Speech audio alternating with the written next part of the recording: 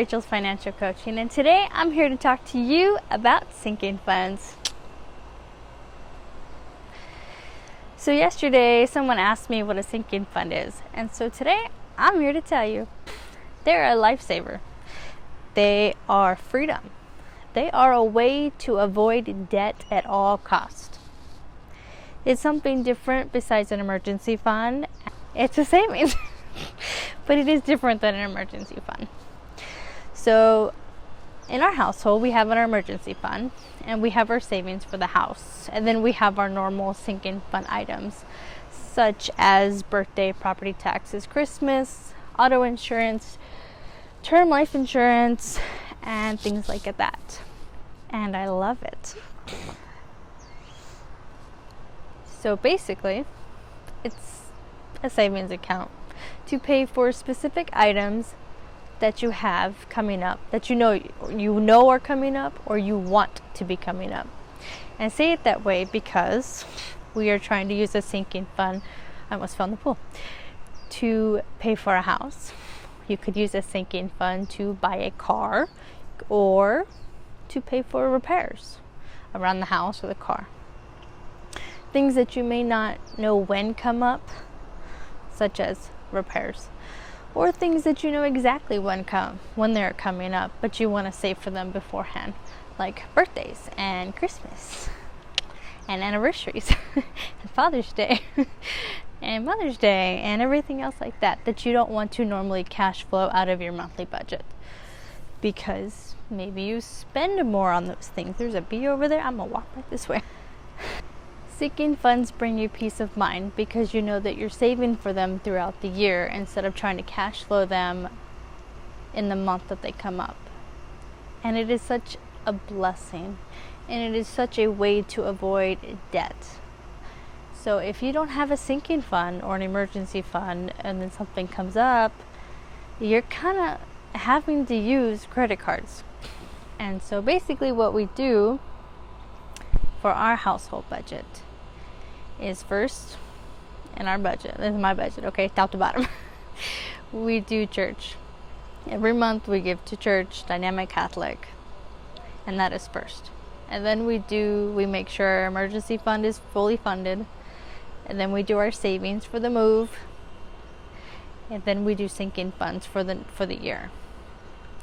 And we have it worked out so our yearly sinking fund max that we put into our all of them, because I combine all of them for the year, is $6,000, which breaks out to $500 a month into the sinking fund account. And so when items come up like Christina's birthday and we spend money, it comes out of the sinking fund and not out of a savings. The best way to describe a sinking fund is to give an example. And the one that's closest to my mind is a sinking fund that we have in our household for birthdays. For our youngest daughter is turning 1 on the 28th. What a year it's been. What it is you take the amount that you want to have by a certain amount of time and you divide it by the time. And your answer is what you put into a sinking fund each month or pay period, depending on how you want to do your household budgets. And her sinking fund is $100 for 5 months, which equals $20 a month that goes into a sinking fund. So when it's time for her birthday, we have $100 that we could use. And it doesn't have to be cash flowed through the month's income. And there's lots of different ways to do a sinking fund. There's some people that use an envelope system, like if they pay cash and they use the envelope system for their budgeting, you can use a sinking fund with an envelope system, or you could do it in a checking account. We personally do it in a checking account, a money market account, and bills come up because you know they're gonna come up. The car is gonna break down, the roof is going to have a leak, the AC is going to go out, and it's just a way to plan for that, to prepare for these expenses, is to have the money already being put aside for those.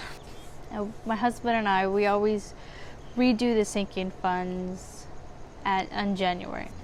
And so we calculate our yearly sinking funds in January. And we always have a buffer. You should always have a buffer if you combine sinking funds, which we do. So I take all of the amounts of all the bills that we're going to pay plus the buffer.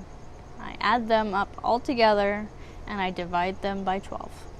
The way our math works out is we save $500 a month for the year because that's our total. Oh, there's a dragonfly. Yay, they're gonna come eat the mosquitoes. Ah!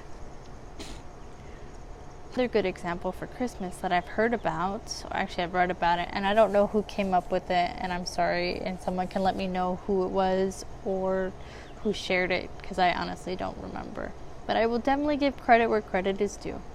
But I saw this post, and it talked about if you start in January and then every month or every time you go food shopping to get a gift card, and then by the time you get to December you use those gift cards to pay for Christmas. That's a sinking fund.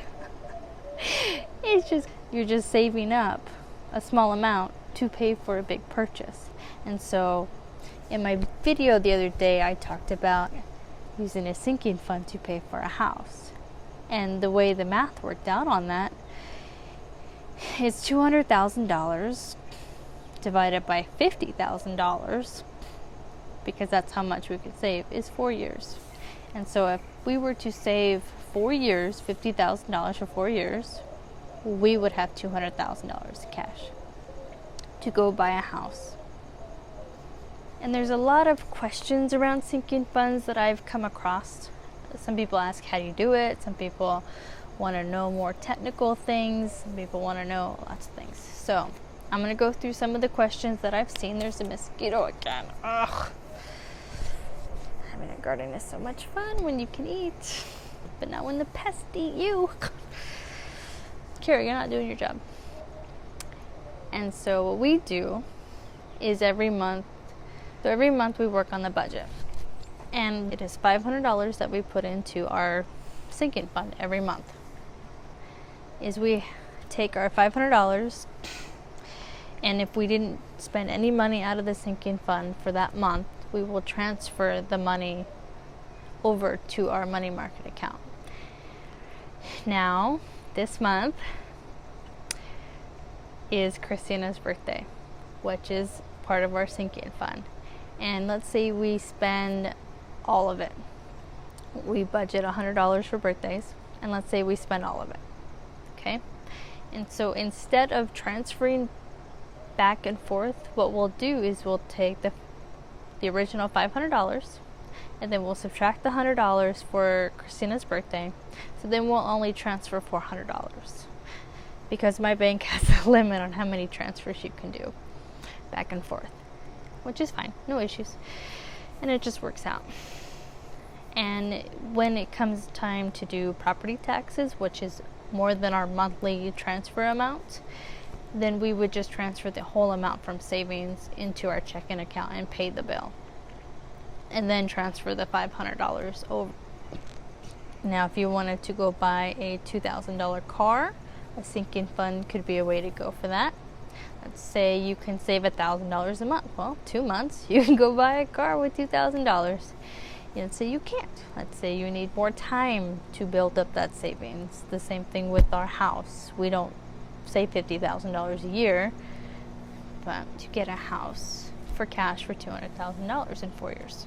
Okay, that math doesn't work out for us currently. It might in the future. It will in the future, but currently it doesn't. And so we need to either lower the amount that we are willing to pay or extend the time. And that's fine. There's no issues. There's no problems with this. Thank you guys for watching. I'm Rachel with Rachel's Financial Coaching, and stay tuned for more videos. Bye.